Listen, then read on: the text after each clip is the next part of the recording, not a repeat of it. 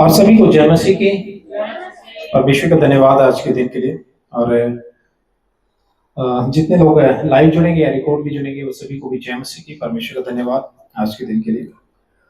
और परमेश्वर महान है कि अपनी दया से क्या है आज का दिन दिया है जब हम आज के दिन को इकट्ठा हो पाए, क्योंकि हम जानते हैं बहुत से लोग आज के दिन को न देख पाए। प्रभु का धन्यवाद करते हैं और आज के इस विषय के लिए परमेश्वर का धन्यवाद करते हैं। और कितने लोग जानते हैं आज के विषय को जो आपके बीच में शेयर किया गया, बता सकते हैं एक बार? मन्नत। और बहुत ही खूबसूरत वर्ड है और खूबसूरत टॉपिक भी होने जा रहा है परमेश्वर की ओर से। और प्रभु हमें इसके द्वारा सिखाए, हमें मजबूत करे, एजुकेट करे। और जितने लोग सोशल मीडिया के माध्यम से भी जुड़े हैं, रिक्वेस्ट करूँगा इस पेज के द्वारा हमें फॉलो कर लीजिएगा, जो कि है ब्रदर सुरेंद्र कुमार के नाम से, और YouTube channel PSK gospel ministry. दोनों ही माध्यम से क्या है इसको लाइक, फॉलो एंड सब्सक्राइब कीजिएगा, ताकि राइट टीचिंग आप तक पहुंच नहीं पाए। सो आइए और हम परमेश्वर का धन्यवाद करते हैं सभी बातों के लिए। और जो भक्ति के गीत और गवाइयाँ जो हो चुकी है, क्योंकि परमेश्वर योग्य है कि हम उनकी महिमा करें गीतों के द्वारा, भजनों के द्वारा। और वो गवाइयाँ जो खुदावंद हमारे जीवन में देते हैं, उन गवाइयों के द्वारा परमेश्वर की तारीफ करते हैं खुदावंद के लोगों के बीच में। और प्रियो, और जितने लोग आप दिल्ली या इसके आसपास से हैं और आपके पास एक चर्च नहीं है, आप फिजिकली हमारे साथ इस चर्च में जुड़कर प्रभु की महिमा कर सकते हैं, या ऑनलाइन के माध्यम से भी क्या है हमारे साथ ऑनलाइन चर्च भी आप जुड़ सकते हैं। आइए हम परमेश्वर का धन्यवाद करते हैं प्यारे परमेश्वर हर एक बातों के लिए। प्रभु जी ने पूरा सप्ताह संभाले, हमारी हर एक जरूरतों को पूरा किया, हमारे पर, हमारे अजीजों पर परमेश्वर अपनी दया बनाए रखी। प्रभु मैं धन्यवाद करता हूँ आज के इकट्ठे होने को परमेश्वर, जो आपकी सुंदर योजना के तहत है। आज के विषय को परमेश्वर आप हमें सिखाइए। तो अपने शहर के लिए, अपने देश और पूरे विश्व के लिए मनो शांति चाहते हैं खुदावंद। आज का वचन जितने लोग सुने परमेश्वर, प्रभु वो एजुकेट होने पाए, अवेयर होने पाए। प्रभु ऐसी विनती, ऐसी गुजारिश करते हैं, इजाजत चाहते हैं आज के विषय को शुरू करने के लिए। मेरे पिता प्रभु सारी बातों को लिए, सारे इंस्ट्रूमेंट्स को परमेश्वर अपने आप को और दिए झूठ को आपके महान और पवित्र हाथों में सौंपते हैं। प्रभु जी सारा आदर महिमा आपको देते प्रार्थना प्रभु यीशु के नाम से पिता से मांगते हैं, त्याग से सुने, कबूल करें, आमीन। तो सबको जय मसीह के नाम। और प्लीज आप अपने स्थानों पे बैठ जाएं। और आज का जो विषय होने जा रहा है मन्नत। और जैसे ऐसे वर्ड को हम सुनते हैं, बहुत ही सुनने में बहुत ही एक खूबसूरत वर्ड है, राइट? मन्नत। कितने लोग जानते हैं इस वर्ड को या इसके मीनिंग को? जी बताइए। अच्छा, एक छोटे बच्चे ने कहा कि मन्नत का मतलब है विश, इसका मतलब चाहना, राइट? ऐसा कुछ आप? मन्नत का मतलब है जैसे हम किसी चीज को बोलते हैं ना, हाँ, विद्वान को बोले कि मेरा ये कार्य हो जाएगा, हाँ, मैं तुम्हें ये दूंगा। अच्छा, ओके। भाई बता रहे हैं कि मन्नत का मतलब ये है कि हम कोई बात किसी विद्वान को बोले, जैसे हम किसी से मन्नत मांगते हैं ना, मन्नत मांगते हैं। ओके, जैसे कि मेरा काम ये हो जाएगा, मैं तुम्हें ये दूंगा। हाँ, तो कहते हैं कि मन्नत का मतलब, भाई बता रहे हैं कि मन्नत का मतलब वो है कि वो किसी के साथ कमिटमेंट करें, तो वो उसको वो क्या करें, पूरा करें, राइट? और कोई भी बताना चाहते हैं या? ख्वाहिश। मन्नत का मतलब है, आप बता रहे हैं ख्वाहिश। Anything else? और कोई? लेन देन पर आधारित प्रार्थना। लेन देन पर आधारित प्रार्थना, भाई ने बताया। ओके, और इन बातों के साथ जैसे आप लोगों ने बताया, आइए और इसके मीनिंग को हम जानेंगे और इसके मतलब को। मन्नत यानी कि लाइक कमिटमेंट, राइट? वायदा, वाचा, विश, जैसे आप कह रहे थे, संकल्प, जस्ट लाइक डिटर्मिनेशन, दृढ़ निश्चय, है ना? और ये मनुष्य के साथ भी किया जाता है संकल्प, और विशेषकर परमेश्वर के साथ, राइट? विशेषकर हम परमेश्वर के साथ वाचा बांधते हैं या कमिट करते हैं कि परमेश्वर, आप देखते हैं पूरी दुनिया के अंदर सब लोग कहते हैं कि ये मेरा काम हो जाए तो परमेश्वर मैं ये मन्नत मांगता हूँ, कि मैं फलाने ये काम करूंगा। और आप जानते हैं विशेषकर कुछ लोग कहते हैं कि न्यू न्यू ईयर पे जो रेजोल्यूशन करते हैं, है ना, वो जस्ट लाइक एक कमिटमेंट है ना। मैं इन चीज़ों में अपने अपने क्षेत्र में काम करूंगा, है ना। बहुत से लोग अपने संसारिक कार्यों के लिए बताते हैं, वो अपनी हेल्थ का ख्याल रखेंगे, वो अपनी ज़बान का ख्याल रखेंगे, वो अपने समाज का ख्याल रखेंगे, अपने पेरेंट्स का ख्याल रखेंगे, अपने फील्ड में, अपनी ड्यूटीज़ में, वट जितनी भी चीज़ को वो कहते हैं कि वो उन चीज़ों को, कुछ लोग नशे में होते हैं, वो कहते हैं हम शराब छोड़ देंगे, यही तो कहते हैं ना, न्यू ईयर रेजोल्यूशन, राइट। और इसके बीच में भी वो मन्नतें मांगते रहते हैं, परमेश्वर ये कर दीजिए तो मैं ये कर दूंगा, है ना, मेरा ये काम हो जाए तो हम ये कर देंगे। सो पृथ्वी का हर एक व्यक्ति क्या करता है, मन्नत मांगता है। किसके सामने? कि वो एक परमेश्वर है, वो एक ऊपर वाला है, एक परमात्मा है, उसके सामने मन्नत मांगते हैं। और यही मन्नत या विश या डिटर्मिनेशन हम लोगों के साथ भी क्या है, करते हैं कि मैं तुम्हारे साथ वायदा करता हूं कि हम इस मिलकर इस काम को निभाएंगे। पता चलता है फिर आगे जाके निभाया नहीं, छोड़ दिया साथ। ये पृथ्वी के लोगों का मेथड है। हाँ, वो प्रतिज्ञा करते हैं, लेकिन लोगों के साथ क्या करते हैं, हाँ हम दो साथी हैं, दो पार्टनर हैं और मिलकर इस बिजनेस को शुरू करेंगे। और पता चल रहा है कि आप सुनते हैं और देखते भी हैं सोशल मीडिया के माध्यम से या लोगों के द्वारा भी, दो लोगों ने काम शुरू किया था मिलकर, लेकिन उसके बाद में एक ने चीट कर दिया, है ना, धोखाधड़ी कर दिया कि फलाना पार्टनर ने धोखा कर दिया।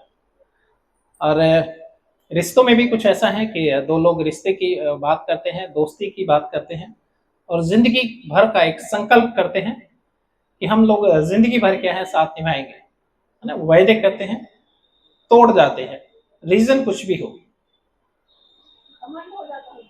बहन कह रहे घमंड हो सकता है, घमंड हो जाता है, स्वार्थ हो जाता है, लोभ हो जाता है, लालच हो जाता है और दूसरे को तुच्छ, अपने आप को श्रेष्ठ समझने लग जाते हैं। कुछ लोग सोचते हैं हम तो अभी बड़े आगे हैं, चाहे वो स्वाभिमान में है, पैसे में है, रुतबे में है, पहचान में है, तो कहता है भाई ये व्यक्ति मेरे साथ है। तो वो दुनिया के लोगों के साथ क्या है, दुनिया के लोग क्या करते हैं, वायदा तोड़ देते हैं, राइट। तो मन्नत मीन मतलब संकल्प है एक, राइट, कि जब आप परमेश्वर के साथ और विशेषकर परमेश्वर के साथ, अन्यथा लोगों के साथ तो आप करते ही करते हैं अपने वायदे को। एक इच्छा है, एक कमिटमेंट है, राइट, कि जब आपने चाहा अपनी इच्छा से कि मैं इस कमिट को करूं, राइट, इस मन्नत को, इस कमिटमेंट को आप निकालते हैं। दूसरा नहीं कहता तू मेरे साथ वाचा बांध, नहीं करता ना, खुद करते ना हम लोग, मैं ये वायदा करता हूँ, ऐसे ही करते ना। तो हमारी खुद की भाव होता है, हमारा खुद का इच्छा होता है कि हम उस कमिटमेंट को करें, है ना। परमेश्वर, विशेषकर परमेश्वर के साथ में हम लोग इसको करते हैं कि मन्नत मांगते हैं, है ना। और कार्य के लिए यानी कि स्वेच्छा से, किसी भी काम के लिए कहते हैं स्वेच्छा से हम क्या कर रहे हैं, इस काम को कर रहे हैं, मन्नत मान रहे हैं, या स्वेच्छा से उसको पूरा कर देना, उसको दे देना, ठीक है। एक प्रतिज्ञा है, राइट। और आप इसमें विलंब या फिर इससे फिर नहीं सकते। मनुष्य के साथ मनुष्य कमिट करता है, उससे फिर जाता है, लेकिन विशेषकर परमेश्वर के साथ आप जब कमिट करते हैं तो आप उससे क्या है, ना तो विलंब कर सकते हैं, विलंब का मतलब ना तो देरी कर सकते हैं। सपोज कीजिए कि आपने परमेश्वर के साथ एक वायदा किया है, खुदावंद मैं आपके साथ ऐसे चलूंगा, आपने मुझे हर एक बुराई, हर एक पाप से छुड़ाया, हर एक बंधन से छुड़ाया है, आज के बाद मैं सारी बातों को छोड़कर इन बातों को पूरा करूंगा। जो जो बातें आप खुदावंद के साथ करते हैं और उन्हें, प्रतिज्ञा को आप पूरा करने में क्या ना करें, विलंब ना करें, विलंब ना करें। दूसरा वर्ड है फिर नहीं सकते। पृथ्वी का आदमी पृथ्वी के लोगों के साथ फिर जाता है, लेकिन परमेश्वर के साथ किया हुआ वाचा से आप फिर नहीं सकते, और उसके साथ ही आप विलंब नहीं कर सकते। दो चीज परमेश्वर के साथ होगी, राइट। मन्नत यानी संकल्प, अर्पण कर देना कि जिस बात को मैंने कहा उसको मैं पूरा कर दूंगा, राइट। और वो बात में क्या हो सकता है, आपका संकल्प हो सकता है, आपकी बातें हो सकती है, आपने कुछ मन में ठाना है, उसे पूरा करना, उसको देना, वो पूरा करना होता है, राइट। चाहे वो कोई वस्तु है या कोई भी है। आप स्कूल में जाते हैं तो आप अपने बच्चों को टीचर्स के स्कूल के हवाले करते हैं, और क्या आप जाके टीचर्स से या स्कूल से मिलकर डेली जब आप अपने बच्चों को छोड़ने जाते हैं या फिर पेटीएम पे जाते हैं, आप ये कहते हैं जाकर, सुनिए और हमारे बच्चों को हमारे अनुसार पढ़ाइएगा, हम जैसे चाहते हैं आप उन्हें ऐसी जगह बिठाइएगा, ऐसे ऐसे बिठाइएगा, इस टाइम खाना खिलाइएगा, और ये मेथड है पढ़ाने का, ऐसे पढ़ाइएगा। आप ऐसा करते हैं? अगर आप ऐसा कर भी थे तो स्कूल का क्या प्रतिक्रिया होगा, कोई बोल सकता है क्या? क्या बोलेगा स्कूल? हाँ, स्कूल से निकाल देगा, या फिर ये कहेगा कि देखिए हमारे कुछ रूल्स है, उन रूल्स के तहत क्या है, स्कूल चलता है, प्रशासन चलता है, डिपार्टमेंट की ओर से, यानी कि जो एजुकेशन डिपार्टमेंट जो बातें या टर्म्स निकाली है उन्हीं के आधार पर स्कूल चलेगा, आपके आधार से स्कूल नहीं चलेगा। या आपका बच्चा स्पेशल नहीं, हमारे लिए सारे स्पेशल बच्चे हैं। और आप जानते हैं स्कूलों में विशेषकर मैं दिल्ली की बात करूंगा, हर एक को शिक्षा का अधिकार है, चाहे वो अमीर का बच्चा है चाहे गरीब का बच्चा है। और गवर्नमेंट जो दिल्ली की है, और ये प्रावधान दिल्ली शहर के अंदर लेके आ चुकी है, अगर और किसी स्टेट में भी है, कि कोई भी गरीब तबके का बच्चा, जैसे वो इकोनॉमिकल वीकर सेक्शन में ईडब्ल्यूएस में आता है, वो भी पढ़ेगा प्राइवेट स्कूल में। कईयों को होता है कि हमारे को प्राइवेट स्कूल में पढ़ाना बच्चा, तो वो बच्चे भी पढ़ेंगे, और वो बच्चे जब उन स्कूलों में, उन्हें जनरल स्कूल में जो एडमिशन लेते हैं, उन कैटेगरी के द्वारा उनके साथ ही बैठते हैं, सेम एजुकेशन को पाते हैं, सेम एटमॉस्फेयर को पाते हैं। ये रूल है। कोई ये नहीं कह सकता कि हमारा जनरल का बच्चा है, आज स्पेशल कैटेगरी के बच्चे के साथ ना बिठाइए, ईडब्ल्यूएस के बच्चे के साथ ना बिठाइएगा, ऐसा कतई नहीं कर सकता। इसके लिए स्कूल बिल्कुल नहीं बात मान सकता है, क्योंकि ये राइट्स है, ये कानून है, ये अधिकार है। तो मेरा कहने का मतलब क्या है कि हम अपने तरीके से काम नहीं कर सकते हैं, स्कूल अपने तरीके से काम करेगा। ऐसे ही संकल्प की वही बात, या हमें स्कूल चला रहा है, जस्ट लाइक हम अभी प्रभु की सेवा कर रहे हैं, तो कोई चर्च का मेंबर ये नहीं कह सकता कि भाई हम अपने तरीके से काम करेंगे। आप चर्च के रूल ना बनाइएगा, आप परमेश्वर के आदेश के अनुसार हम नहीं चलेंगे, हम अपने अनुसार चलेंगे। ऐसा नहीं हो सकता है, ना तो दुनिया में ना परमेश्वर के कानून में। तो जो भी हम चीज को दे देते हैं, ये जीव सजीव या निर्जीव है। जब हमने अपने बच्चों को एजुकेशन के लिए, तो स्कूल उसका जिम्मेदार है। हम जब चर्च के लिए हैं, तो चर्च या परमेश्वर का जो फरमान जो होगा वो लागू होगा, हम अपनी मर्जी से नहीं चल सकते, राइट। तो जीव या सजीव या निर्जीव दोनों चीज क्या है, प्रबंधक के हाथ में है, यानी परमेश्वर के हाथ में है। दी हुई चीज पर हमारा कंट्रोल नहीं हो जाता, दी हुई चीज पर हमारा कंट्रोल नहीं है। आप यहां पर आए हैं, आपका कंट्रोल नहीं है, आप ये कहेंगे कि जो परमेश्वर के फरमान में लिखा है हम उसको अनुसार चलेंगे। अगर आप सबको ऐसे छोड़ दिया जाए कि हम अपने अपने अनुसार चलेंगे, तो कोई भी ठीक नहीं चल पाएगा, क्योंकि बाइबल बताती है कोई भी बुद्धिमानी नहीं, कोई भी खोजी नहीं है परमेश्वर का।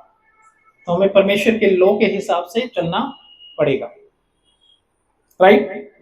और आई थिंक और आप यहां तक इस बात को समझे होंगे, ठीक है। तो हमारा हम पर या हमारी वस्तु पर कोई अधिकार नहीं। आइए हम लोग खुदावंद के कलाम से कुछ बातों को सीखेंगे। सपोपदेशक अध्याय 5 आयत नंबर 1 से 7 हम लोग पढ़ने जा रहे हैं।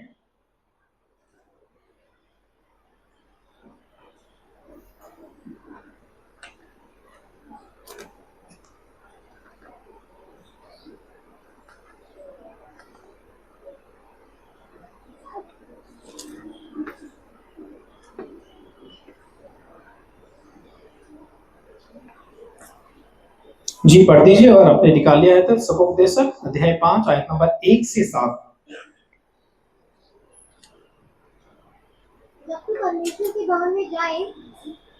सावधानी से चलना, जी कंटिन्यू। सुनने के लिए समीप जाना मूसों के बलिदान चढ़ाने से उत्तम है। देखिए बहुत ही खूबसूरत बात है और अब यहाँ से गौर कीजिए और मैं दोहरा देता हूँ। जब तू परमेश्वर के भवन में जाए तब सावधानी से चलना। जब हम परमेश्वर के भवन में आते हैं यानी परमेश्वर के इबादत गाह में आते हैं यानी चर्च में आते हैं तो कैसे चलना है? सावधानी से चलना है। ये सावधानी से चलना क्या है? चौकसी से चलना है, राइट? चौकसी से चलना है। ये दुनिया का वो प्लेस नहीं है कि 6 दिन आपने वेट किया और 7वें दिन आप सिर्फ इस चर्च में आए हैं और आप सिर्फ एक फॉर्मेलिटी करेंगे 2 घंटे की बैठने की, उसके बाद आप चले जाएंगे। नहीं, जब इस जगह पे आए हैं, इस दिन का इंतजार किया है, तो जरूरी है कि आज के दिन को, आज के भवन में आप चौकसी से अपने समय को बिताएं। आपका ध्यान इस वक्त वचन की ओर होना चाहिए। और मैं क्या देखता हूं अक्सर, जैसे दुनिया का मसला है और एक विवाह में वो आते हैं और इस विवाह की सारी तैयारियां बड़े जोश से कर रहे होते हैं। उसमें सारी रस्में, उसमें सारा नाच गाना, उसमें सारा कुछ। और जब वो प्लेस पे पहुंचते हैं वेन्यू पर विवाह के, तो जब विशेषकर लड़के पक्ष के लोग, जब उन्हें कहा जाता है लड़के के फादर को आइए कुछ रस्में कर लेते हैं, तो बड़ा थका सा होता है वो। शर्ट का बटन खोल के आराम से बैठा होगा। हाँ, अभी मैं बैठ के नहीं दिखा सकता यहाँ से, आराम से बैठा होगा, थक के ही करते हैं, टेढ़ा हो गए, आइए सर कुछ कर लेते हैं, आइए कुछ रस्में हैं, कुछ बातें हैं। हाँ हाँ हाँ आ रहे हैं। अब ये क्या है, जो रस्में ज्यादा महत्वपूर्ण थी, जो काम ज्यादा महत्वपूर्ण थे, उसमें वो डिले करता है। लेकिन उससे पहले के जो कार्य थे ना, खूब 1 किलोमीटर नाच के आया होगा, बड़े जोश से, पूरी ताकत, पूरी एनर्जी उसने दे दी वहां पे जाके, लेकिन वेन्यू पे जाके ही वो सारा एम्प्टी हो गया, खाली हो गया। जस्ट लाइक चर्चेस भी कुछ ऐसे हो रहे हैं, वचन से पहले की जितनी भी तैयारियां हैं वो बड़े जोश से कर लेते हैं। मैं किसी के खिलाफ नहीं, लेकिन एक राइट चीज जरूर यहां से बात करूंगा। सारी तैयारियां, वो घंटों वर्शिप, घंटों नाच गाना चर्च पे, घंटों बातें जो इधर उधर की होती हैं, लेकिन जैसे ही एक तो 2 घंटे, 3 घंटे और कहीं कहीं सुनने में आता है 4 घंटे, और कुछ चीजों को मैं भी देख चुका हूं कई जगह, घंटों जाता है सारी चीजों के लिए। लेकिन जब वचन का टाइम आता है, वचन कितना, 10 मिनट, 15 मिनट, 20 मिनट, या हो सकता है कहीं पे आधा घंटा या 1 घंटा। उस वक्त वचन का जब टाइम आ रहा होता है, उस वक्त एनर्जी लॉस्ट हो चुकी होती है। सब ऐसे होते हैं जैसे मैंने भी दिखाया, दूल्हे के बाप का जो एक्शन दिखाया, ऐसे पड़े होते हैं। चर्च भी कुछ ऐसा है, सारी एनर्जी अपनी लॉस्ट कर चुका होता है इन एक्टिविटीज में। जब बारी आती है वचन की, कुछ सो रहे होते हैं, कुछ खो रहे होते हैं, कुछ थके होते हैं, कुछ का ध्यान इधर उधर होता है। मैं कहना क्या चाहता हूं, वर्शिप ना करें, अवश्य करें, लेकिन जो इंपॉर्टेंस है, महत्व है वचन, उसको महत्व। कलाम क्या कहता है कि जब तू परमेश्वर के भवन में जाए तो चौकसी से, ध्यान से, क्योंकि यहीं पर हम मिस करते हैं। अभी मैं वचन शेयर करूंगा, आप लोग सो जाएगा कोई कोई तो इसमें। जी आगे बढ़ेंगे। जब तू परमेश्वर के भवन में जाए तब सावधानी से चलना, सुनने के लिए समीप जाना, मूर्खों के बलिदान चढ़ाना। यहाँ सुनेंगे जी, और सुनने के लिए समीप जाना। समीप क्यों जाना है?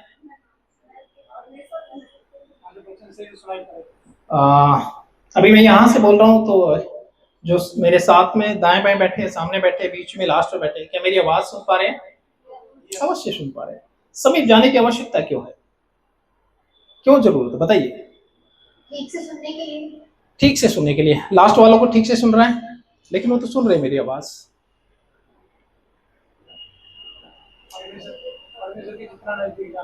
जानने के लिए ठीक से जानने के लिए आइए एक बात करते हैं।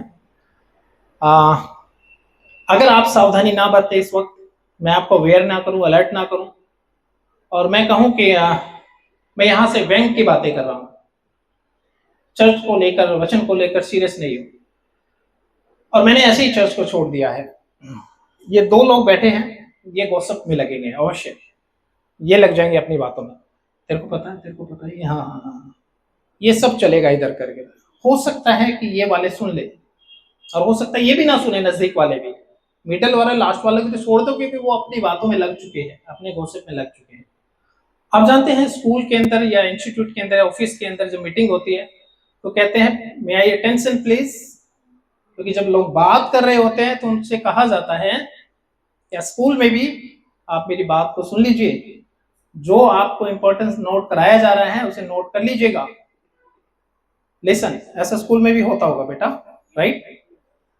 प्रियांशी ध्यान से सुनो, अभी बातें मत करो, मैं जो कह रही हूँ टीचर कहते होंगे कि ध्यान से सुन लो। अक्सर हम उन बातों में लग जाते हैं जो इधर उधर की है, जिन बातों को बाद में करना चाहिए था, जिन बातों को बाद में करना चाहिए, तो इसलिए बोला जाता है कि ध्यान से सुनो।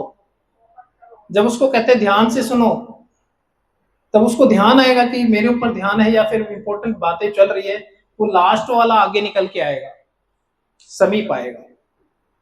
क्या आएगा? समीप आएगा वो। क्यों? क्योंकि वो पहले गॉसिप में लगा हुआ था, बातचीत में लगा हुआ था, व्यर्थ की लोगों के साथ में। अब वो कहेगा कि भाई तू रुक जा, जो कह रहे हैं मैं उसको सुन लूं पहले। ऐसे ही जब वचन की बात हो रही होती है, आप वचन पढ़ रहे हो तो दूसरा कहता है कौन सा पेज है, हाँ, या फिर कुछ और बात कर रहा है, लेकिन आपको उसको कहना है कि रुक जा, रिकॉर्ड हो रहा है, वहां से सुन लो, नहीं तो रिकॉर्ड होकर आराम से सुन लेगा। नोट्स चाहिए, नोट्स भी मिल जाएंगे, लेकिन एटलीस्ट सुन ध्यान से लो। आप नोट बना लेंगे, कोई प्रॉब्लम नहीं है, लेकिन आप मिस कर देंगे सुनने। और ये जरूरी नहीं कि उस नोट पे आप जाके वर्क करें, या इस रिकॉर्ड वीडियो को आप दोबारा वॉच करें, ये भी जरूरी नहीं। सुनना जरूरी है, और सुनने के लिए समीप आना जरूरी है, और सावधानी से चलने की आवश्यकता है। हालेलुया। कितने लोगों को समझ में आया क्यों कलाम कहता है सावधानी से चलना है और सुनने के लिए समीप आना है? राइट जी, आगे बढ़ेंगे। सुनने के लिए समीप जाना मूर्खों के बलिदान चढ़ाने से उत्तम है, क्योंकि वे नहीं जानते कि। अच्छा, एक बात सुनिए, बलिदान मूर्खों का, तो कह सकते हैं कि दो कैटेगरी होगी, एक समझदारों की होगी, एक मूर्खों की होगी। तो बलिदान तो इसका मतलब है समझदार भी चढ़ा रहे होंगे, और दूसरा मतलब है, दूसरी जो कैटेगरी है, श्रेणी है, वो मूर्खों की श्रेणी है, और बलिदान ये भी चढ़ा रहे हैं। ये क्या बात हुई कि हम बलिदान भी चढ़ाए और ऊपर से मूर्ख कहलाए? ये कैसे हो सकता है? ये क्यों हो सकता है? तरीके से नहीं चढ़ाया होगा, तरीके से नहीं चढ़ाया होगा, इच्छा से नहीं चढ़ाया होगा, जैसा परमेश्वर विलंब से चढ़ाया होगा, देरी से चढ़ाया होगा, कुड़कुड़ा के चढ़ाया होगा। संसार की वस्तुओं को बलिदान करते हैं, जो सभी को चलता है, अपनी आत्मा को बलिदान। राइट जी, आगे बढ़ेंगे। सुनने के लिए समीप जाना मूर्खों के बलिदान चढ़ाने से उत्तम है, हाँ, क्योंकि वे नहीं जानते कि बुरा करते हैं। मूर्ख जो है, जो बलिदान तो चढ़ा रहे हैं, बुरा कर रहे हैं, ये कौन सी बात है प्रभु? एक तो बलिदान भी चढ़ाए, अर्पण भी करे कुछ, ऊपर से मूर्ख भी कहलाए, ये कौन सी बात है? आइए आगे बढ़ेंगे। बातें करने में उतावली ना करना। हाँ, उतावली मतलब जल्दबाजी। कितने लोग उतावली करते हैं, और जल्दबाजी का मतलब होता है बहुत सारा बात कर जाना, बहुत सारा कमिटमेंट कर जाना। अभी जो मैं बात कर रहा था, मनुष्य की आदत है कि बहुत सी बातें करना, और वो सारा दिन ही बोलता रहता है, वायदा करेगा, ये करेंगे, वो करेंगे, ये खाएंगे, वो खाएंगे, लोगों के साथ भी वायदा करता है और परमेश्वर के साथ भी वायदा करता है। प्रभु आज से मैं, इस सप्ताह से परमेश्वर मैं डेली बाइबल पढ़ूंगा, डेली लेसन पढ़ूंगा, डेली क्विज करूंगा, डेली सारी ये बातें करेंगे। इस टाइम उठेंगे, इस टाइम प्रार्थना करेंगे, इतने टाइम प्रार्थना करेंगे, घुटनों के बल के प्रार्थना करेंगे, फास्टिंग करेंगे। ये सारे वायदे क्या करते हैं हम लोग परमेश्वर के साथ भी कर डालते हैं, लेकिन उसे पूरा नहीं करते। राइट? तो कोई बात जो है उतावली में मत निकाल देना। संसार के साथ निकाल रहा है तो वो झूठ, और झूठ में ही बना हुआ सारा मसला।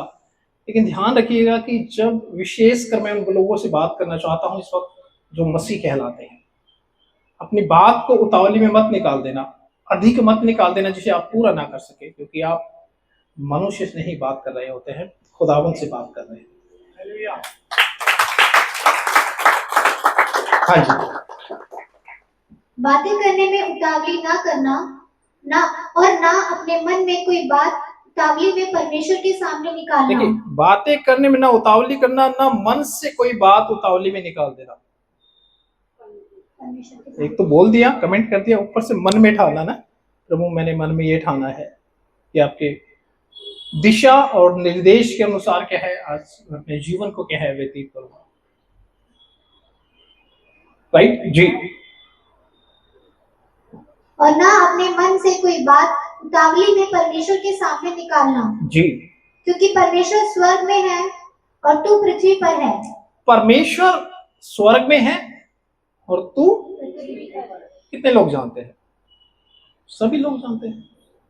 इसमें डिफरेंट क्या है, इसमें अलग क्या है? परमेश्वर पवित्र है, मनुष्य अपवित्र है। पृथ्वी के लोगों के साथ हमें कमेंट करते हैं क्योंकि पृथ्वी के लोग भी वैसे ही है। उन लोगों में झूठ का आदान प्रदान चलता है, उन लोगों में बातें आदान प्रदान की जाती है, चाहे मन की हो चाहे बातें कह दी गई हो, और उनको कोई कमेंट को पूरा नहीं करते आपस में। तो ये ध्यान रखिए कि परमेश्वर स्वर्ग में है जिसके सामने तू बातों को निकाल रहा है। परमेश्वर स्वर्ग में है जो अपनी मन की बातों को भी तू परमेश्वर के सामने निकाल रहा है, और तू पृथ्वी के ऊपर। ये ध्यान रख। जब हम अपनी बात को, विशेषकर मसीहों की बात कर रहा हूं, तो बात कह रहे होते हैं, अपने मन में संकल्प कर रहे होते हैं, वो परमेश्वर, स्वर्ग के परमेश्वर के साथ बातचीत कर रहे होते हैं। आप कहेंगे नहीं मैंने तो चर्च के साथ वायदा किया था, नहीं मैं तो पास्टर के साथ वायदा किया था, कलीसिया के साथ वायदा किया था। नहीं, हम लोग पृथ्वी पर हैं। आपने परमेश्वर, स्वर्ग के परमेश्वर के साथ वायदा किया है। राइट जी। आगे पढ़ेंगे। इसलिए तेरे वचन थोड़े ही हों। इसलिए क्योंकि परमेश्वर स्वर्ग में है और स्वर्ग के परमेश्वर से आप वायदा कर रहे होते हैं, इसलिए तेरे जो वचन है, तेरे वायदे हैं, थोड़े हो। क्यों थोड़े हो? क्योंकि इन थोड़ों पे भी क्या है, तू खरा उतर सके, उन थोड़ों पे भी तू पूरा उतर सके। और ऐसे मनुष्य की कोई सामर्थ्य नहीं कि वो किसी कार्य को भी, चाहे थोड़े हो या घने हो या ज्यादा हो, उसे पूरा कर सके। परमेश्वर का अनुग्रह, उसकी दया मांगकर, प्रभु मुझे इसी योग्य बना कि मैं आपकी राह पर चल सकूं। प्रभु मुझे इसी योग्य बना कि मैं आपसे किए वायदे को पूरा कर सकूं। हम वायदा करते हैं और ये कहते हैं, फट बातें निकालते हैं, हम डरते भी नहीं ना शर्माते हैं खुदावन से, है ना ही डरते हैं ना शर्माते हैं, हम कुछ भी कह देते हैं। लेकिन हमें परमेश्वर के सामने कम शब्दों का इस्तेमाल करना चाहिए जिन्हें हम पूरा कर सके। बहुत सी बातें नहीं करनी चाहिए। राइट? हाँ जी। इसलिए तेरे वचन थोड़े ही हो, क्योंकि जैसे कार्य की अधिकता के कारण स्वप्न देखा जाता है, वैसे ही बहुत सी बातों का बोलने वाला मुख ठहरता है। जैसे कार्यों की अधिकता के कारण, है ना, बहुत सारा क्या होता है जी? स्वप्न देखा जाता है। हाँ, अधिकता के कारण स्वप्न देखा जाता है। और स्वप्नदर्शी होते ना, आज मैंने ये देखा, आज ये देखा, आज वो देखा, है ना, कुछ ना कुछ उसके चलता रहता है। वैसे ही बहुत सी बातों का बोलने वाला, तो कौन चाहेगा कि मूर्ख ठहरे, विशेषकर परमेश्वर की नजर में। तो सबक थोड़े हो तो अच्छा है, जिन्हें पूरा कर सके, और सावधानी से निकाले तो अच्छा है,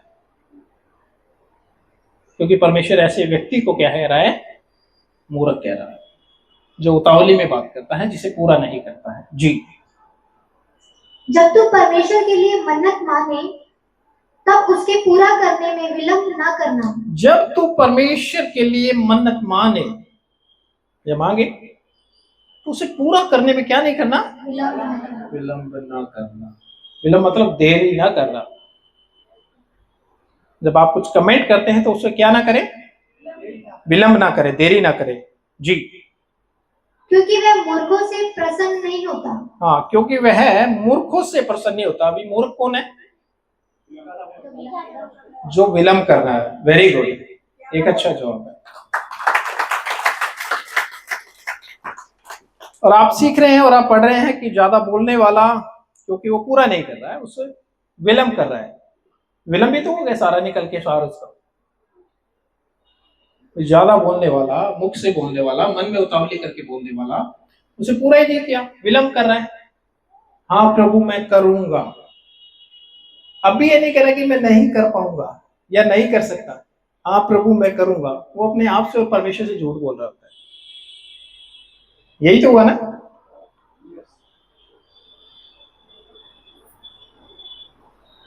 तो लिखा है हाँ, विलंब ना करना क्योंकि वह मूर्खों से प्रसन्न नहीं होता।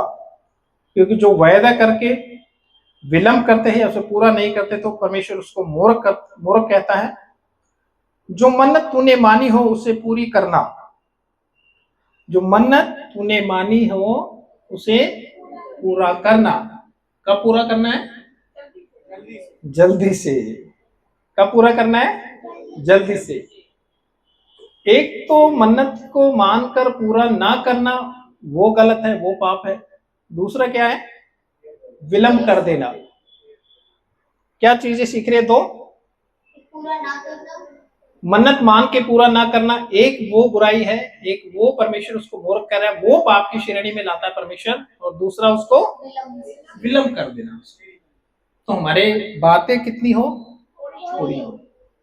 थोड़ी से मतलब सोच समझ कर बोला जाए जिसे हम पूरा कर सके, क्योंकि हम वायदा मनुष्य के साथ कर रहे होते हैं, ऐसा नहीं, स्वर्ग के परमेश्वर के साथ कर रहे होते हैं। राइट जी, आगे पढ़ेंगे। जो मन्नत तूने मानी हो उसे पूरी करना।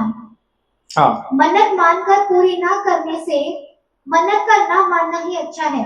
हाँ, तो मन्नत मानकर पूरी ना करने से मन्नत का ना मानना ही अच्छा है। और कोई वचन कहकर अपने आप को पाप में ना फंसाना, क्योंकि ये वचन जो है आपने किसके कहने पे दिया या किसके साथ दिया था? परमेश्वर को। किसी मनुष्य ने कहा था? नहीं, परमेश्वर से आपने कमेंट किया था। तो क्या करना है कि कोई वचन कहकर अपने आप को पाप में नहीं फंसाना, और ना ईश्वर के दूत के सामने कहना कि यह भूल से हुआ। अभी संसार के लोग कहते हैं वहां चलेंगे, ये करेंगे, वो करेंगे, हाँ वहां जाएंगे, इधर घूमना है, फिर कहते हैं यार जस्ट किडिंग, तो मजाक कर रहा था। बच्चे पेरेंट्स से कहते हैं ये करेंगे, उधर जाना है, ये खाना है, वो करना है, हाँ हाँ चलेंगे, संडे को चले, हाँ संडे को चलेंगे। संडे आ गया, पापा चलो मजाक कर रहा था। अब और ऐसा बच्चों के साथ नहीं, आप बड़ों के साथ भी ऐसा करते हैं। आपने किसी से वायदा किया और फलाना व्यक्ति आपको कॉल कर रहा है, भाई रेडी हो गया, चल रहा है, कहाँ? हाँ कहाँ? अरे कल बोला था यार वहां चलेंगे, मैं तो तैयार हो गया। अरे पागल है क्या, मजाक कर रहा था। ये देखिए, ये संसार का एंगल है, जिन्हें झूठ भी बहुत प्यारा सा लगता है। क्या लगता है? झूठ भी उनको बड़ा अच्छा सा लगता है, लेकिन बाइबल बताती है झूठ ना बोलना, विशेषकर परमेश्वर के सामने, विशेषकर स्वर्ग के परमेश्वर के सामने। राइट? सो प्रियो,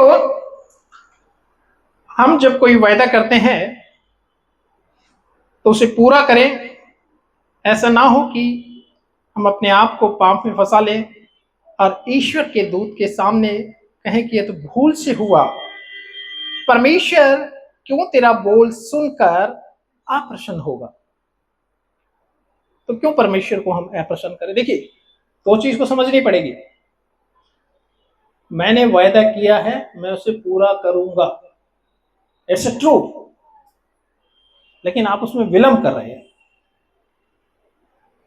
आप उसमें विलंब कर रहे हैं। पूरा ना करने वाले को भी परमेश्वर कहता है मूर्ख, और विलंब करने वाले को भी परमेश्वर कहता है मूर्ख। और लास्ट में कहता अपने आप को पाप में मत फंसा लेना, परमेश्वर के सामने वायदा करके उसको पूरा करना, और उसे समय रहते पूरा करना। क्या करना है जी? पूरा करना और समय रहते उसको पूरा करना। आइए और व्यवस्था विवरण हम लोग पढ़ते हैं, और अध्याय हम इसका 28 पढ़ेंगे।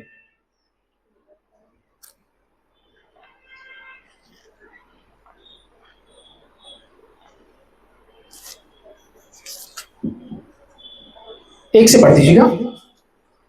यदि तू अपने परमेश्वर यहोवा की सब आज्ञाएं जो मैं आज तुझे सुनाता हूँ चौकसी से पूरी करने को चित्त लगा। चौकसी से, फिर क्या आया? चौकसी। चौकसी, जब तू उसके भवन में चले चौकसी से चलना, सावधानी से चलना। तो अपने परमेश्वर यहोवा की सब आज्ञाएं जो मैं आज तुझे सुनाता हूं चौकसी से पूरी करने का चित्त लगाकर उसकी सुने, तो वह तुझे पृथ्वी की सब जातियों में श्रेष्ठ करेगा। क्या करेगा? परमेश्वर श्रेष्ठ करेगा, राइट। फिर अपने परमेश्वर यहोवा की सुनने के कारण तुझ पर सब आशीर्वाद होंगे, आशीष होगी तुझ पर, तेरे बच्चों पर, तेरे पशुओं पर, तेरे खेत खलियान पर। कब? जब तू आज्ञाएं को मानेगा, जब तू चित्त लगाएगा, जब तू नजदीक जाएगा, सुनने के लिए तत्पर होगा, तब ये हमारे ऊपर लागू होती है। हम कहेंगे प्रभु जी आपने लिखा है व्यवस्था विवरण 28 में कि सब आशीषें होगी। सब कहेंगे सब पे आशीषें होगी। हाँ, उन सब पे होगी जो उसकी आज्ञाओं को मानेंगे, जो उसकी बात को ध्यान से चित्त लगा के सुनेंगे, जो सावधानी से सुनेंगे उनकी बातों को। और जो सावधानी से ना चले फिर उसको बार बार पढ़ेगा। कोई कहेगा फिर पढ़ो, रिपीट करो। सब सारे आशीष हो सकता तुम्हारे पास आ जाए, तुमने रिपीट नहीं किया। नहीं, रिपीट करने की आवश्यकता नहीं है, उस पर पूरा करने की आवश्यकता है। क्या करने की? आज्ञा को पूरा करने की आवश्यकता है। वचन को बार बार पढ़ने की आवश्यकता नहीं है, वचन को पूरा करने की आवश्यकता है। वचन के सुनने वाले, सुनाने वाले ना बने, उस पर चलने वाले बने।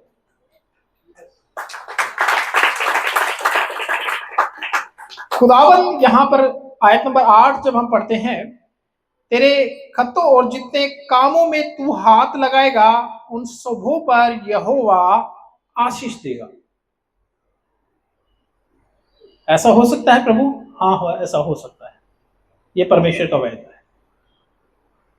लेकिन जो उसकी आज्ञाओं को नहीं मानेंगे, जितने कामों में वो हाथ लगाएंगे, और मैं मसीहों की ही बात कर रहा हूं, जो मसीह तो कहलाते हैं लेकिन आज्ञाओं पे नहीं है, वो सारे काम विफल भी हो जाएंगे उसके, जो आज्ञाओं में नहीं है।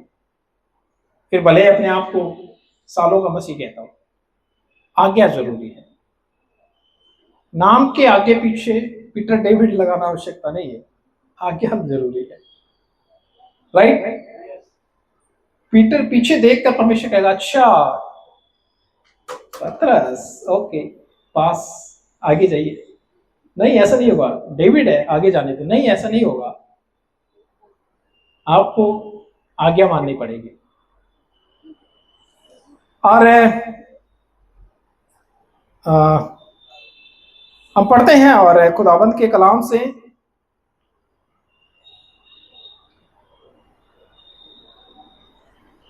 पहला शमूल हम लोग पढ़ेंगे, आयत नंबर 1 और आयत नंबर 28 हम लोग इसका पढ़ेंगे, 1:28।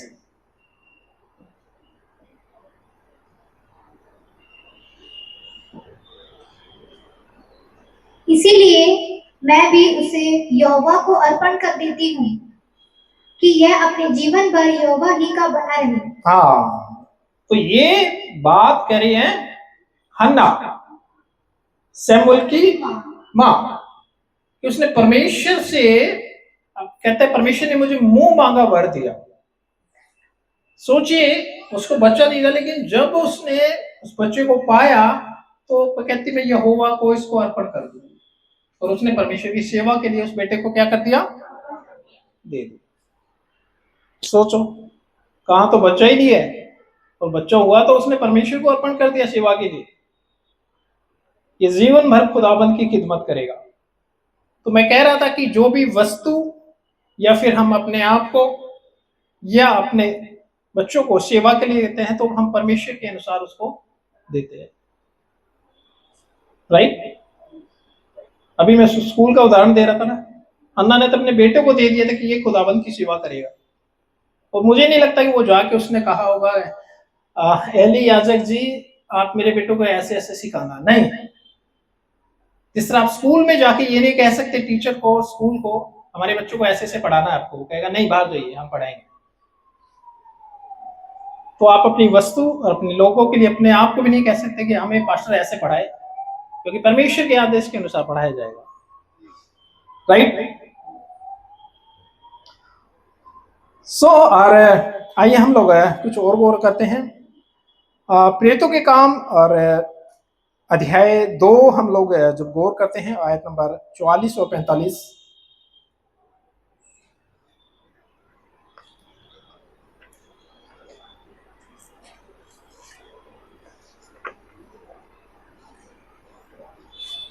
और सब विश्वास करने वाले इकट्ठा रहते थे, हाँ, और उनकी सब वस्तुएं सांझे में थी। वे अपनी अपनी संपत्ति और सामान बेच बेचकर जैसे जिसकी आवश्यकता होती थी बांट दिया करते थे। आइए और इससे हम लोग ऐसे पढ़े। इससे पहले हम लोग भजन संहिता अध्याय 1 को हम पढ़ने जा रहे हैं। और क्या ही धन्य है वह पुरुष जो दुष्टों की युक्ति पर नहीं चलता, न पापियों के मार्ग में खड़ा होता है, और न ठट्ठा करने वालों की मंडली में बैठता है, परंतु यहोवा की व्यवस्था से क्या है, प्रसन्न रहता है, और उसकी व्यवस्था पर रात दिन ध्यान करता है। अब ध्यान रखिए कि किसके कार्य सफल होंगे, किसके कार्य सफल होंगे, है ना। जो दुष्टों के मार्ग पर नहीं चलता, उनकी युक्ति पर नहीं चलता, ना पापियों के मार्ग में खड़ा होता है, और यहोवा की परमेश्वर की बातों से प्रसन्न रहता है, उस पर दिन रात ध्यान करता है। वह उस वृक्ष के समान है जो बहती नालियों के किनारे लगाया गया और अपनी ऋतु में फलता है, जिसके पत्ते कभी नहीं मुरझाते। इसलिए जो कुछ वह पुरुष करे सफल होगा। किसका पूरा होगा? जो उसकी आज्ञाओं में होगा। आप कहो वचन में तो लिखा है पूरा ही नहीं हो रहा, तो आप तो पूरा करो पहले, जो आप आज्ञाओं में चलना है जी। और पढ़िए फिर से जी, प्रेरितों का अध्याय 2 आयत नंबर 44-45। और सब विश्वास करने वाले इकट्ठा रहते थे, और उनकी सब वस्तुएं सांझे में। आप ध्यान रखिएगा कि यहाँ पर सब विश्वास करने वाले इकट्ठा। कितने विश्वास करने वाले? बहुत सारे। कितने विश्वास करने वाले? हाँ जी। इससे पीछे जब आप पढ़ते हैं, यहाँ 12 प्रेरितों का चयन हो चुका है। मतिया जो 12 शागिर्द प्रेरित चुना गया, 120 ये लोग वहां पर थे। प्रभु यीशु की माता और जितने अजीज भाई वहां पर थे। खुदावन के दास पतरस ने कलाम सुनाया तो 3000 लोग प्रभु में मिल गए, विश्वास में आ गए, इकट्ठे हो गए, प्रभु में मिल गए और एक साथ संगति किया करते थे। तो सोचो, इतने लोग विश्वास के आ गए, हजारों के हजारों लोग। आगे फिर से पढ़िएगा फिर। और सब विश्वास करने वाले इकट्ठे रहते थे। ये सब विश्वास करने वाले इकट्ठे रहते थे, और उनकी सब वस्तुएं सांझे में। ये हजारों लोग। अब आप सोचेंगे कि इकट्ठे रहते थे, आज कैसे इकट्ठे रह सकते हैं? इकट्ठे रहना इट मीन्स कि वो एक मन एक चित, एक दिशा और एक निर्देश के अनुसार चला करते थे, है ना। अभी सोचेंगे कि भाई एक जगह में कैसे रह सकते हैं 3000 लोग। 3000 तो वो लोग हैं जो विश्वास किया था, 120 वो लोग थे,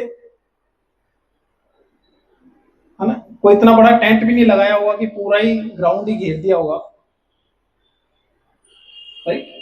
इकट्ठे हो जाना, इकट्ठे पाए जाना, जैसे आज इकट्ठे हैं। बाकी 6 दिन तो इकट्ठे नहीं रहते ना, लेकिन आज क्या है, एक मन एक चित पाए जाए, ऐसे इकट्ठे कलीसिया कहलाए, इकट्ठे हो जाए। हाँ जी। और उनकी सब वस्तुएं सांझे में थी। वे सब इकट्ठे थे और उनकी सब वस्तुएं क्या थी? सांझे की। सांझे की मतलब हाँ जी, संयुक्त में था, एक था, मतलब सांझा। मतलब कहते हैं ना, पीछे पहले चलता था गांव में सांझा चूल्हा, सब ला ला के वहीं पे बनाते थे, है ना, इकट्ठे। कोई भी कुछ भी खा लेता था, ये नहीं कहता भाई ये मेरा आटा है तूने कैसे ले लिया। आज तो ये हो जाए कि मैं 2 चपाती का आटा लेके आई हूं, कम कैसे हो गया। सांझे का था सब कुछ, सब लोग ले आए, इकट्ठा कर दिया, मैश कर दिया, बनाओ सबके लिए। प्रॉपर्टी भी या नीड या जरूरत सबको दे दिया जाता था, जैसी जिसी की आवश्यकता होती थी। क्या आज जो इतने लोग बैठे हैं, हम सबका हमारा सांझे का है क्या? नहीं, सांझे का नहीं है। आज समस्या क्या है? सांझे का नहीं, राइट। आप जानते हैं कि चर्चेस वीक हो रहे हैं, कमजोर हो रहे हैं, क्योंकि सांझे का नहीं है। सबने अपने अपने चूल्हे अलग कर लिए। और जैसे मैंने बीच में बताया था कि चर्च की नीड, आवश्यकताएं पूरी नहीं हो रही हैं, और इसका कारण क्या हुआ? सांझे का नहीं रहा, राइट। हम सब ने अलग अलग अपनी सोच बना ली, विचार बना ली, और मैंने कहा कि कोई भी ऐसा प्रावधान नहीं है कि चर्च को कोई दान दे। कोई देता तो बता दो।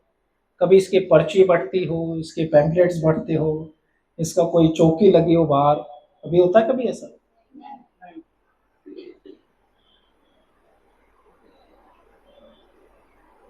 चर्च को दान कौन करेगा बताओ? कलीसिया। चर्च, लेकिन हम नहीं करेंगे, हम साझा नहीं करेंगे। आप योग्य हैं, सक्षम हैं, आप ये देखेंगे कि अच्छा ज्ञान भाई ने 500 दिए तो मैं भी 500 ही दूंगी। आपकी क्षमता 5000 देने की है, लेकिन ना ना, हम बिजी है किसी कामों में, हम बिजी है प्लानिंग में, योजनाओं में, सेविंग योजना, बच्चों की स्टडी की योजना, फलानी योजना, रिटायरमेंट योजना। आप आज की योजना को छोड़कर 5 साल 10 साल पहले की योजना लेके बैठे हैं। कौन सी योजना लेके बैठे हैं? 10 साल जो आने वाला, जो पता ही नहीं है, उस योजना को आज चर्च का मेंबर लेके बैठा है। कलीसिया ये योजना के लेके बैठी है। ये दिक्कतें हैं। आज चर्चेस के रेंट नहीं निकल पाते, जो सेवक है उसके लिए आप कुछ कर नहीं पाते। और मैं रियलिटी बता रहा हूं आपको, बहुत से चर्च बंद हो गए हैं, बहुत से पासवान जिनका कलाम कहता है जो वेदी की सेवा करते हैं वो वेदी में से खा सकते अधिकार है, उनको पर्याप्त नहीं हो रहा है। अब वो जाके किसी काम धंधे में लग जाते हैं, बेचारे ड्यूटी में लग जाते हैं। और ये रियलिटी है, ये फैक्ट है, लेकिन इन बात का हमारे को कोई लेना देना नहीं है, हमारे को असर ही नहीं है। और बदनाम करने वाले तो आप जानते हैं किस तरह से बदनाम करते हैं, इनका पैसा बाहर से आता है, करते हैं ना। लेकिन चर्च का रेंट नहीं निकल पा रहा है, पास्टर को आप दे नहीं पा रहे हैं, रियलिटी ये है, चर्चेस वीक क्यों हो रहे हैं, चर्चेस कमजोर क्यों हो रहे हैं। और कुछ तो ऐसे है जो डींग मार व्यर्थ की बातें करने वाले और झूठे, जिन्हें आप कहेंगे अपने ही लोग, जो चर्चेस को बिगाड़ने का कार्य कर रहे हैं, वो इस तरह की बातें, इस तरह की टीचिंग ले आए हैं। चर्च को दान मत करो, क्या जरूरत है चर्च को दान करने की। सोचो, सिर्फ और सिर्फ एक कलीसिया और चर्च का मेंबर ही दान करता है और कोई दान कहीं से नहीं आता।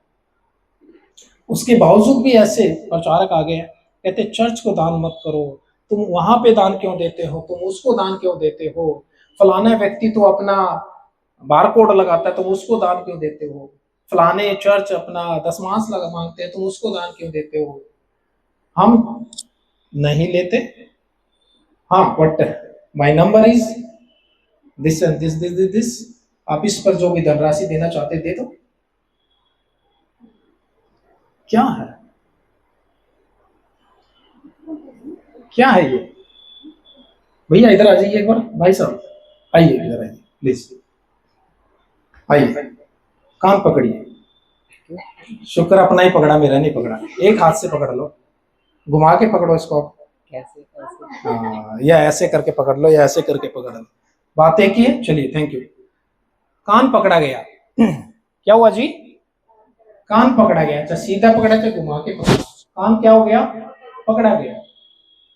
तो ऐसे भी तो है। आप इसको सीरियसली लीजिएगा, चर्चेस को बिगाड़ने वाले लोग आ गए। तो मैं यहां से कहता हूं, ये रियलिटी है कि चर्च को पैसा कहीं से नहीं आता। चर्च को पैसा सिर्फ दान से ही चर्च का संचालन चलता है। दुनिया भर के जितने भी धार्मिक स्थल है, मंदिर है तो मंदिर कमेटी बनती है लोगों के द्वारा, गुरुद्वारा है तो गुरुद्वारा कमेटी बनती है, उनके लोगों के द्वारा संचालन होता है।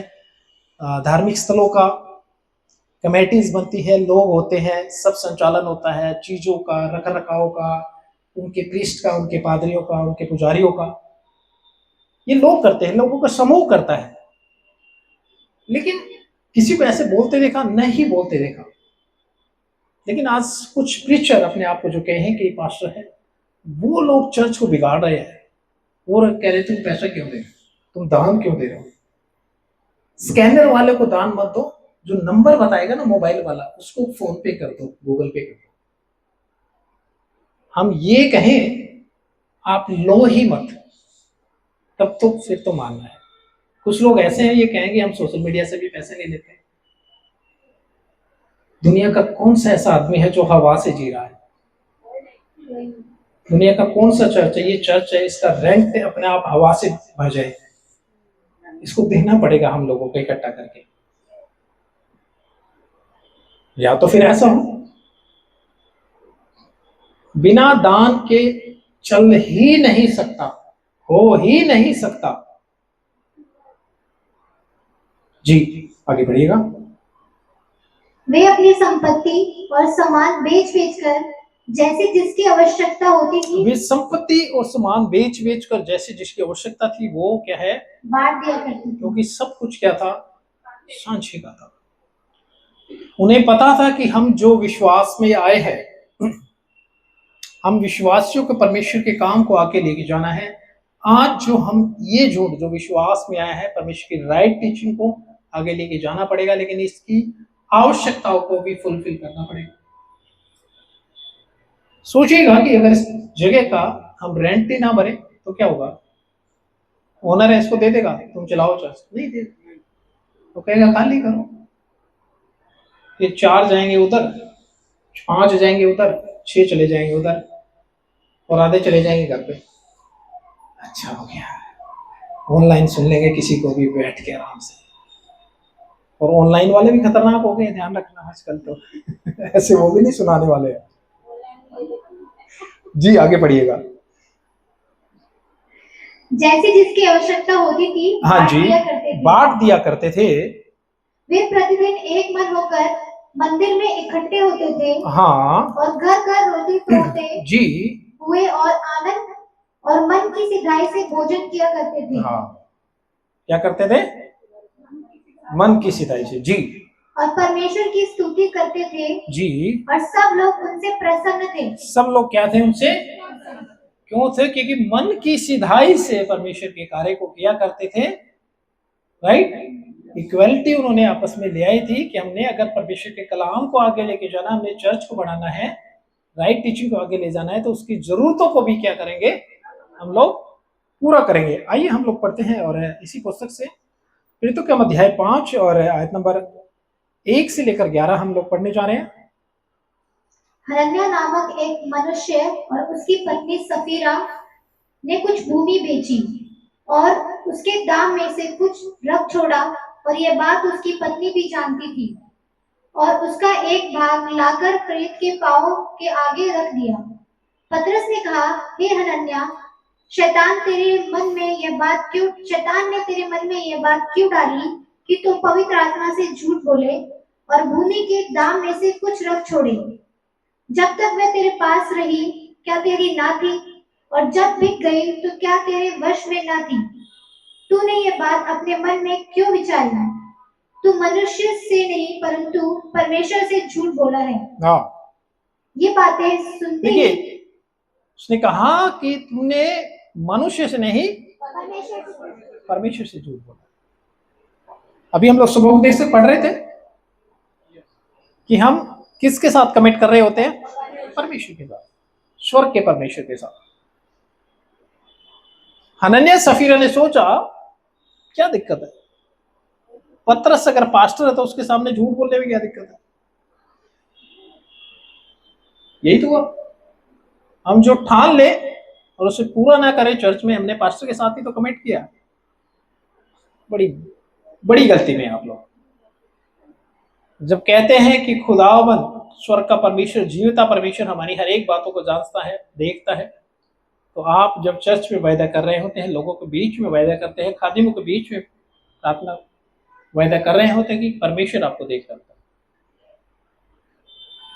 जब आप परमेश्वर के दूत के सामने, लोगों के सामने वायदा करते हैं तो परमेश्वर देख रहे होते हैं। जी। तूने मनुष्य से नहीं परंतु परमेश्वर से झूठ बोला है। ये बातें सुनते ही हनन्याह गिर पड़ा। क्योंकि तूने मनुष्य से नहीं, तूने स्वर्ग के परमेश्वर से झूठ बोला है। अविश्वासियों, ये अविश्वासियों के लिए चीजें चलती हर मुंह से चलाते हैं। झूठ बोला, जस्ट किडिंग, कि मैं तो मजाक कर रहा हूं। लेकिन विश्वासियों के लिए वायदा खिलाफी, वायदा तोड़ना कहीं तक अलाउ नहीं। इस बात को समझिएगा। कम बोला जाए, उसे पूरा किया जाए, समय से पूरा किया जाए, और पूरा ही किया जाए, विलंब भी ना किया जाए इसको। जी। ये बातें सुनते ही हनन्याह गिर पड़ा और प्राण छोड़ दिए, और सब सुनने वालों पर बड़ा भय छा गया। फिर जवानों ने उठकर उसकी अर्थी बनाई और बाहर ले जाकर गाड़ दिया। जी। लगभग 3 घंटे के बाद उसकी पत्नी, जो कुछ हुआ था ना जानकर भीतर आई, तब पतरस ने उससे कहा, मुझे बता, क्या तुमने वह भूमि इतने में ही बेची थी? जी। उसने कहा, हाँ, इतने ही में। इतने में। पतरस ने उससे कहा, यह क्या बात है कि तुम दोनों ने प्रभु की... ऐसा क्यों हुआ होगा? इन लोगों में कहते हैं इकट्ठे रहा करते थे, एक मन थे, एक चित्त थे, सब साझे का था, तो अवश्य इनके बीच में संकल्प किया गया होगा।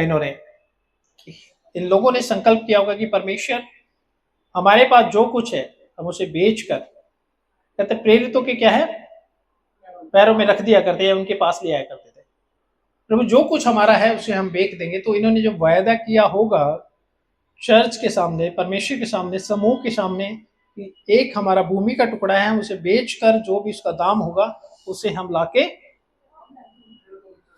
प्रेरितों के चरणों में रख देंगे लाके, ताकि चर्च की आवश्यकता फुलफिल की जाए। लेकिन इस वायदे को उन्होंने क्या किया? चीट किया। जी। पतरस ने उससे कहा, यह क्या बात है कि तुम दोनों ने प्रभु की आत्मा की परीक्षा के लिए जी लेखा किया? हाँ, देख, तेरे पति के बाढ़ने वाले द्वार ही पर खड़े हैं द्वार ही पे खड़े हैं और तुझे भी बाहर ले जाएंगे। तुझे भी बाहर ले जाएंगे। तब वह तुरंत उसके पांव पर गिर पड़ी जी, और प्राण छोड़ दिए। क्या कर दिया? प्राण छोड़ दिया। ये रियलिटी है। कुछ लोग आजमाइश करते हैं, तो आजमाइश ना करिएगा, चोट खा जाएंगे, चोट खा चुके भी है। तो खुदावन की कभी भी क्या है, आजमाइश नहीं कर सकते हैं। राइट। आइए और अध्याय 6 से हम लोग कुछ गौर करने जा रहे हैं। आयत नंबर 19 से 21 हम लोग पढ़ेंगे।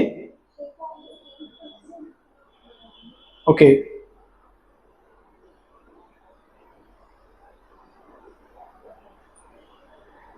आइए आ रहे लूका से हम लोग पढ़ने जा रहे हैं, अध्याय 12।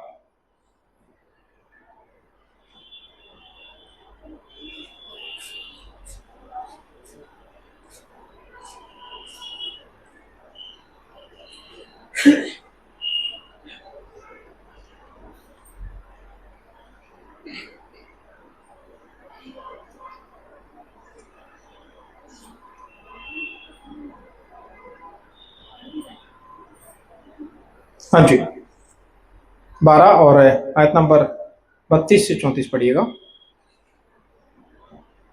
हे छोटे झुंड, मत डर, क्योंकि तुम्हारे पिता को ये भाया है कि हाँ। तुम्हें राज्य दे।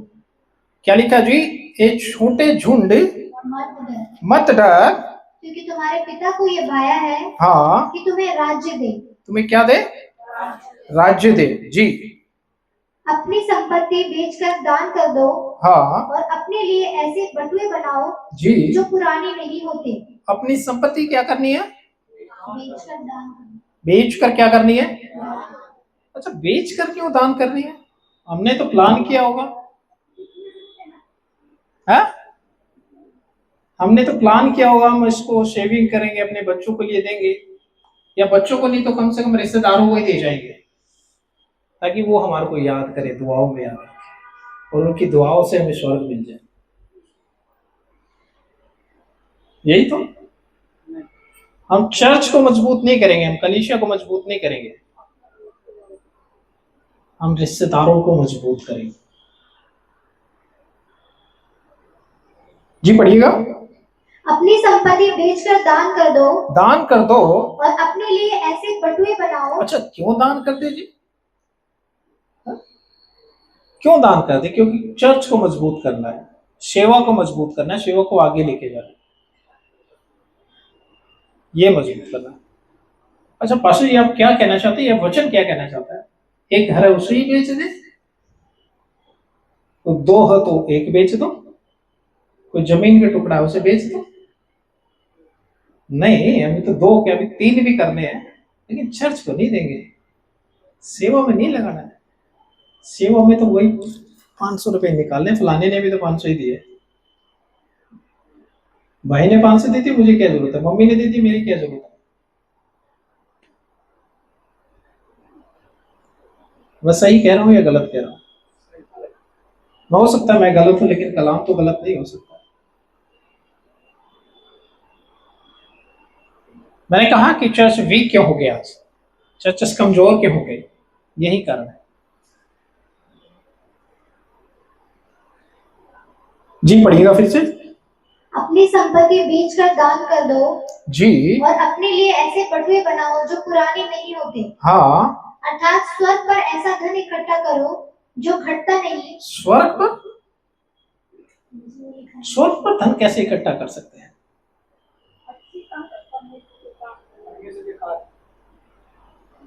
परमेश्वर के राज्य में देकर। परमेश्वर के राज्य में देकर। वेरी गुड, एक अच्छा आंसर हो सकता है।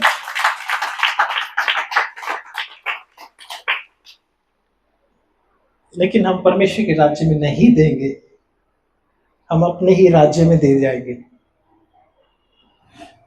क्या करेंगे? इसी राज्य में दे जाएंगे, अपनी जरूरतों को पूरा करेंगे, अपने लोगों की जरूरतों को पूरा करेंगे, राइट। और जब हम पढ़ते हैं अपनी संपत्ति बेचकर दान कर दो, अपने लिए ऐसे बटुए बनाओ जो पुराने नहीं होते, आज स्वर्ग पर ऐसा धन इकट्ठा करो जो घटता नहीं और जिसके निकट चोर नहीं आता और ना कीड़ा बिगाड़ता है, क्योंकि जहां तुम्हारा धन वहीं तुम्हारा मन भी लगा रहेगा। क्यों बेच देनी संपत्ति? क्यों स्वर्ग पे धन इकट्ठा करना है? पृथ्वी पर धन इकट्ठा ना करो जहां चोर शेंद लगाते हैं, कीड़ा बिगड़ता है। स्वर्ग पे धन इकट्ठा करो, क्योंकि जहां तेरा धन वहीं तुम्हारा मन है। ये धन ही है। आप इसका ट्रांसलेशंस पढ़ेंगे, ये धन ही है। यहाँ पे मन नहीं है, ये धन ही है। कि अपनी संपत्ति बेचकर अपने है कि जहां तेरा धन वहीं तेरा मन है। जब प्रभु के राज्य में हम अपनी उस संपत्ति को बेचकर लगाते हैं तो परमेश्वर से क्या है, हम स्वर्गीय आशीषें पाते हैं। ये रियलिटी है, ये फैक्ट है। हाँ जी, हो गया? ओके, आइए और मत्ती अध्याय 10 हम लोग पढ़ेंगे। 10 का 37 पढ़ेंगे।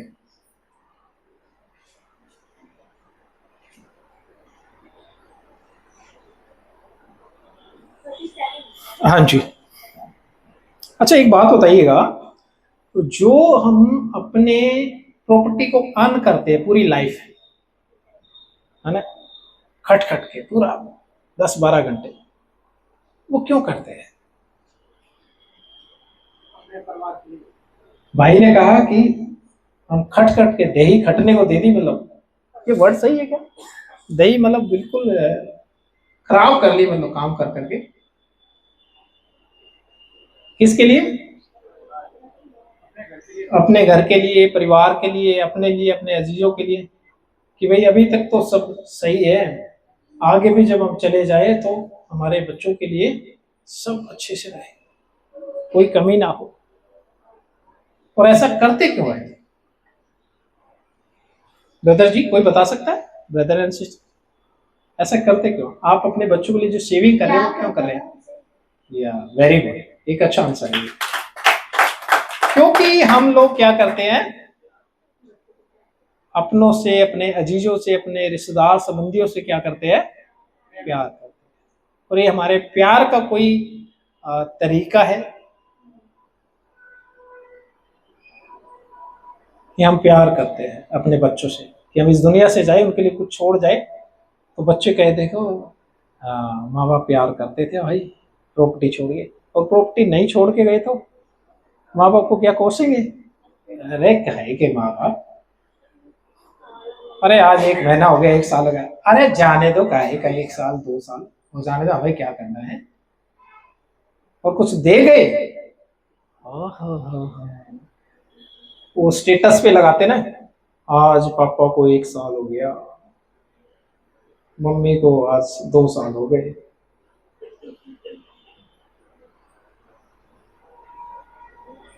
अच्छा, वो रिश्तेदार है तो ओहो हो, बुआ जी ने प्रॉपर्टी दे दी, आज 1 साल हो गया। फूफा जी प्रॉपर्टी दे गए, चाचा जी चाची जी दे गए, आज 1 साल। और ना दे के जाए तो अरे काहे की बुआ, जाने तुम ना, अरे तुम शकुंतला को जानते हो? अरे काहे की शकुंतला? अच्छा, जिसका नाम शकुंतला वो बुरा बदनाम जाए, नाम लेने से भी बचेंगे आप। तो सोचिए, ये प्यार है क्या? नहीं, ये स्वार्थ है। आपके खुद के बच्चे स्वार्थ करेंगे, आपके खुद के रिश्तेदार स्वार्थ करेंगे, और विशेषकर मसीहों को बता रहा हूं मैं, आपको ये लगे कि मैं दे जाऊं, मेरे बच्चे, मेरे रिश्तेदार याद करेंगे, उनकी दुआओं से मुझे स्वर्ग मिलेगा? नहीं। स्वर्ग पे धन इकट्ठा करो, अपनी जमीन को, अपने हिस्से को जो आपके पास एडिशनल है, बेच दो, ताकि सेवकाई का कार्य मजबूत होने पाए। और ये ना जानिए कि मैं इस चर्च के लिए कह रहा हूं, हर एक दुनिया के चर्च के लिए मैं कह रहा हूं कि चर्चेस आज वीक क्यों हो रहे हैं, क्यों कमजोर पड़ रहे हैं? इस बात को क्या करेंगे, आप ध्यान रखेंगे। तो ये क्या हुआ, स्वार्थ हुआ। क्या हो गया जी, स्वार्थ हो गया। और इसी धन को आप परमेश्वर राज्य में दे जाते हैं, तो प्रभु आपको स्मरण रखेंगे। खुदावंद ने कहा कि जो तुम मेरे लोगों के लिए करते हो वो तुमने मेरे लिए किया है। सोचिए, कहता है कि एक कटोरा, एक ठंडा पानी पिलाया, उसका प्रतिफल तुम लोग पाओगे। प्रतिफल पाएंगे, क्यों प्रभु? क्योंकि तुमने मेरे जन के लिए किया है। किसके लिए किया? मेरे जन के लिए किया। आपने मेरे जन के लिए किया, खुदाबंद कह रहे हैं। आपने चर्च के लिए किया है, चर्च की बढ़ोतरी के लिए किया। खुदाबंद कहता है उसका प्रतिफल मैं दूंगा। आप चर्च को दान करके या पास्टर को दान करके आप ये कहे पास्टर प्रतिफल देगा या मेरा ख्याल रखेगा, उसकी उम्मीद ना करें। आप उसकी उम्मीद खुदाबंद से करें, वो आपका ख्याल रखेगा, उसका प्रतिफल वो देगा। जी पढ़िएगा। जो माता या पिता को मुझसे अधिक प्रिय जानता है, हाँ, वह मेरे यही तो कारण है। जो कोई व्यक्ति माता या पिता को आगे मेरे से प्रिय जानता है, मेरे से प्रिय, अधिक प्रिय, या अपने बेटा बेटी को, राइट, ऐसे लिखा है, पढ़िएगा। जो माता या पिता को हाँ, मुझसे अधिक प्रिय जानता है, हाँ, वह मेरे योग्य नहीं। हाँ, और जो बेटा या बेटी को मुझसे अधिक प्रिय जानता है, हाँ, वह मेरे योग्य नहीं। वो मेरे योग्य नहीं। तुम प्रिय जान के तो अपनी प्रॉपर्टी दे रहे, अभी क्या ना प्यार करते हैं, लेकिन हम खुदाबंद के राज्य में ना देकर हम उन लोगों को दे जाए जिनको जरूरत है या जरूरत भी नहीं है, उनके पास ऑलरेडी है, तो खुदाबंद कहते तुम मेरे योग्य नहीं हो, क्योंकि तुमने मुझसे अधिक अपने उन नातों को प्यार किया। यही तो हुआ ना भाई, यही तो हुआ ना। हाँ जी। और जो अपना क्रूस लेकर मेरे पीछे ना चले जी, वह मेरे योग्य नहीं। वो क्या कहते हैं, मेरे योग्य नहीं है। और आइए पढ़ते हैं, और मरकुस अध्याय 12 आयत नंबर 41।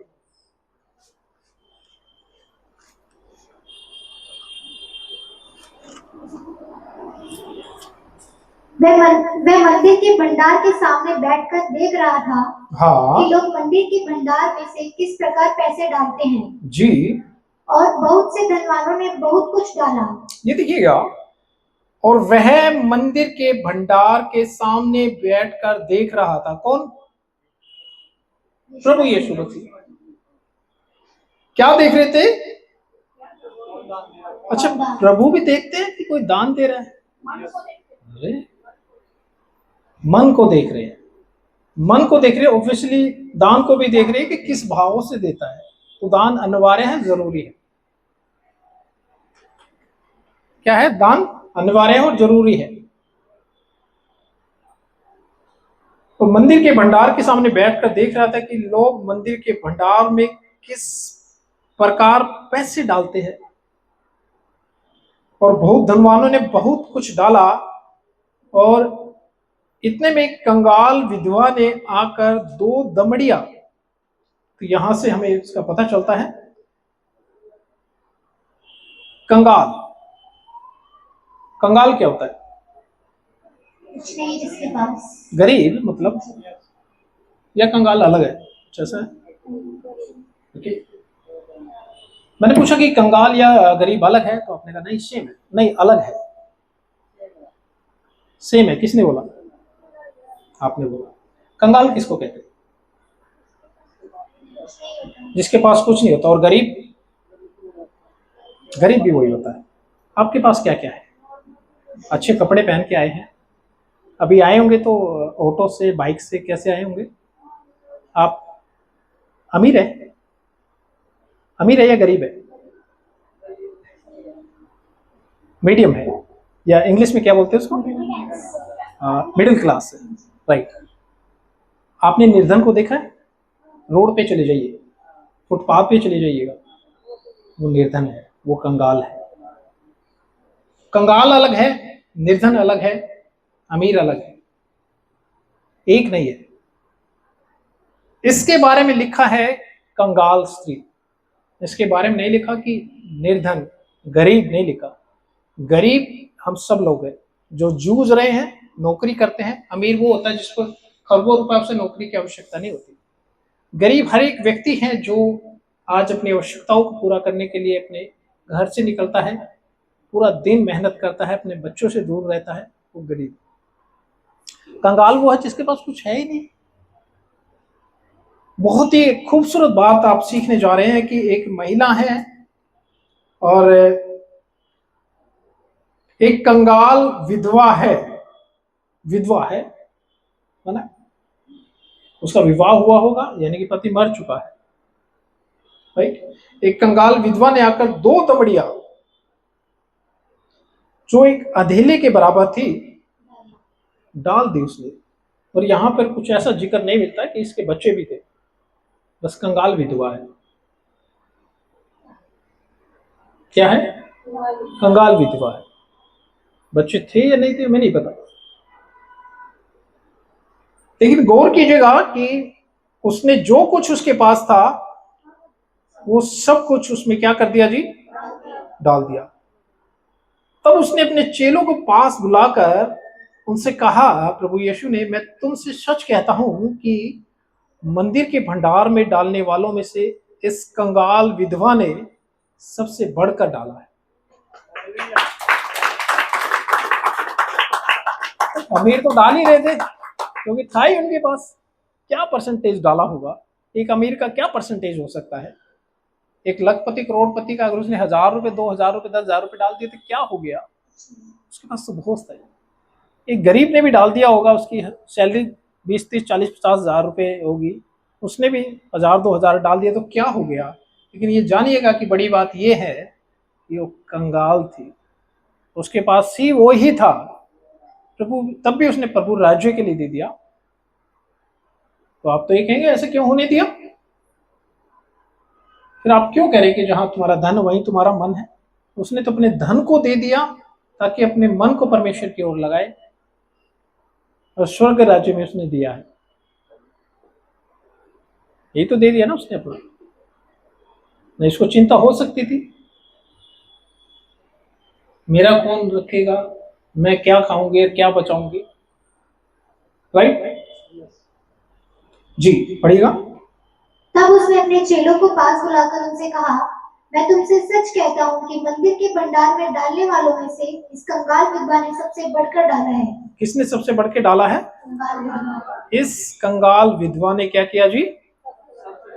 सबसे बढ़कर डाला है, राइट।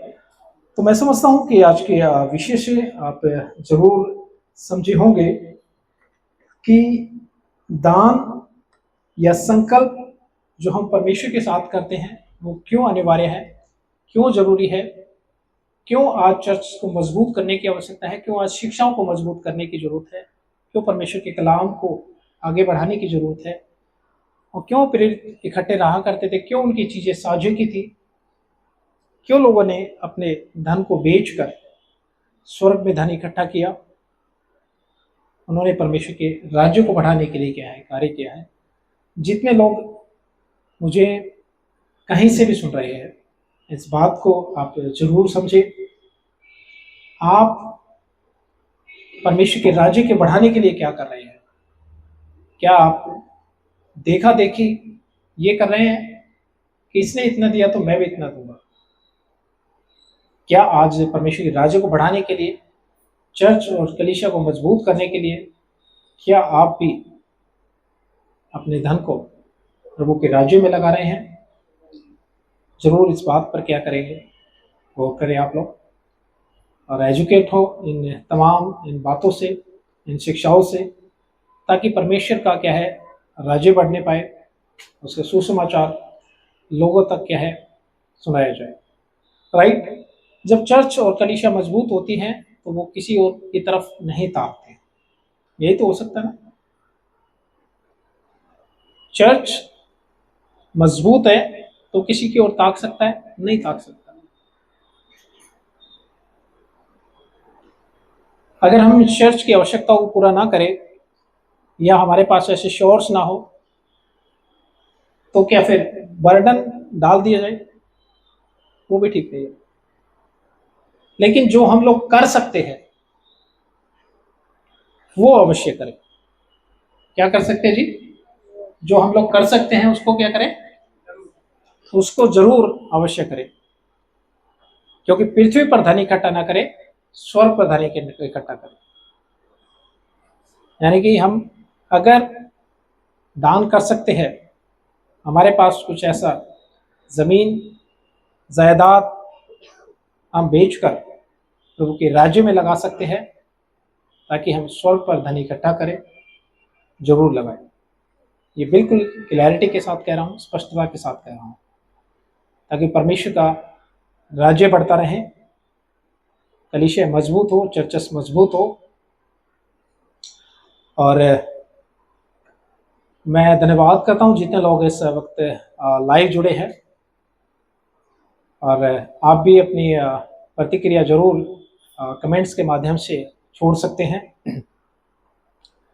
कि आपके पास क्या योजना है कि परमेश्वर का राज्य बढ़े, सेवकाई मजबूत हो, हम गंभीर होकर उसके राज्य का प्रचार करें।